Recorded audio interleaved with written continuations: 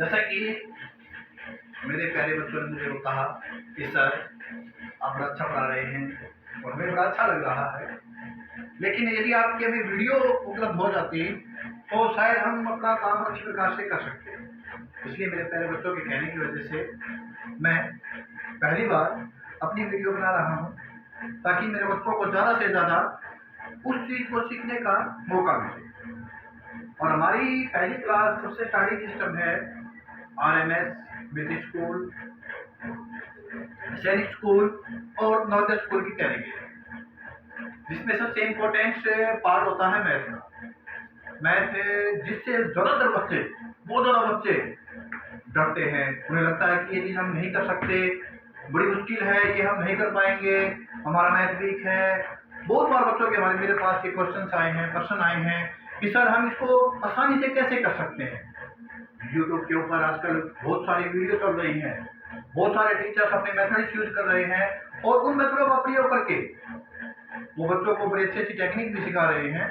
लेकिन मैं मेरे प्यारे बच्चों के लिए एक बड़े आसान तरीके से और बड़े ही एक्सप्लेन टाइप से कि बच्चा आराम से अच्छी प्रकार से समझ सके वीडियो तैयार कर रहा है, जिसमें मैथ का सबसे मेन टॉपिक होता है, सबसे मेन चीज होती है। कहते हैं कि मकान की नींव अगर मजबूत होगी तभी वो मकान मजबूत हो सकता है। तो मैथ का सबसे मेन सिस्टम होता है नंबर सिस्टम। नंबर सिस्टम के अंदर जिस प्रकार इंग्लिश सीखते हैं हम, इंग्लिश में अल्फाबेट्स इंपॉर्टेंस है, जैसे हिंदी के अंदर स्वर व्यंजन का ज्ञान होना हमें अत्यंत आवश्यकता है। यानी वर्णमाला, जब तक हम वर्णमाला को नहीं पहचान पाएंगे उस चीज को अच्छी प्रकार से नहीं कर पाएंगे। तो नंबर सिस्टम के अंतर्गत सबसे पहली और सबसे इंपॉर्टेंट चीज आती है हमारे पास डिजिट। डिजिट से हमारा सीधा सा अभिप्राय है अंक। किससे है? अंक से। अंक सबसे इंपॉर्टेंट और महत्वपूर्ण है।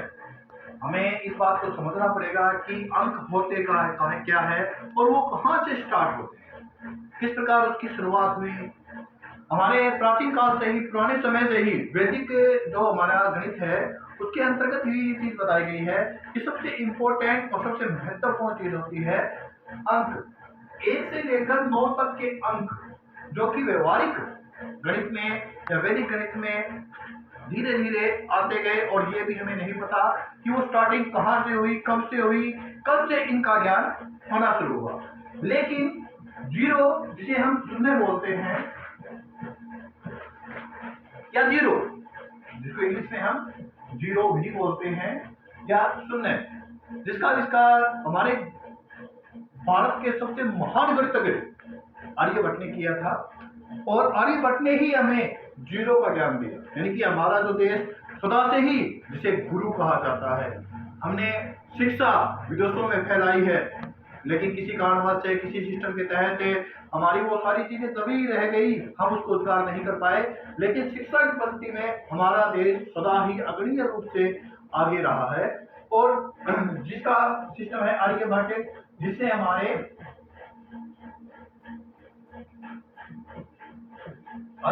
जिसने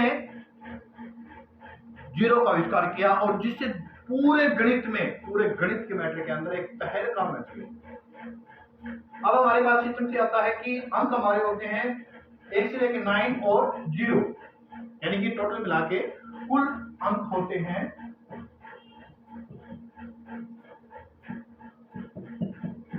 10, यानी 1 से लेकर 9 और 0। अब हमारे पास सबसे मेन इंपॉर्टेंट बात आती है कि यदि हमारे पास सबसे एक महत्वपूर्ण क्वेश्चन बनता है कि सबसे छोटा अंक कौन सा है। ज्यादातर बच्चे गलती करते हैं और बहुत बार मेरे सामने भी गलती आई है कि हम जीरो को सबसे छोटा अंक बता देते हैं। हम जीरो को सबसे छोटा अंक बता देते हैं, जो कि गलत है, क्योंकि जीरो की तब तक कोई वैल्यू नहीं है जब तक वो किसी अन्य अंक के साथ ना जुड़ जाए।